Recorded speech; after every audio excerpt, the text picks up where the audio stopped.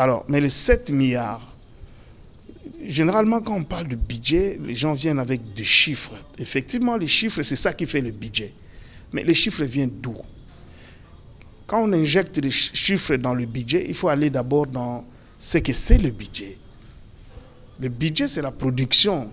La production, vous produisez dans des domaines, dans différents secteurs, et ce que ça vous donne en chiffres. Vous l'évaluez en chiffres. Le Congo a 24 000 milliards de potentialités. Mais on ne peut pas dire aujourd'hui que le budget est de 24 milliards. Non. Il faut puiser maintenant dans les efforts de combien vous allez prélever, combien vous allez faire en recettes.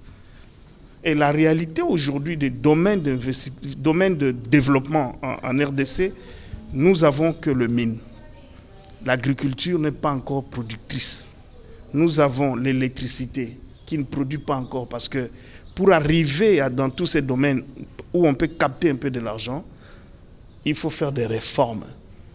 Avoir le pays avec ses potentialités, on peut se dire, voilà, on tombe dessus, budget 10 milliards, 20 milliards, on peut dire ça.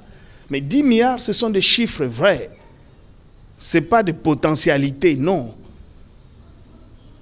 Alors, pour y arriver, j'étais en train de vous donner quelques éléments. Et c'est dans cette marmite-là qu'on peut déterminer cette valeur.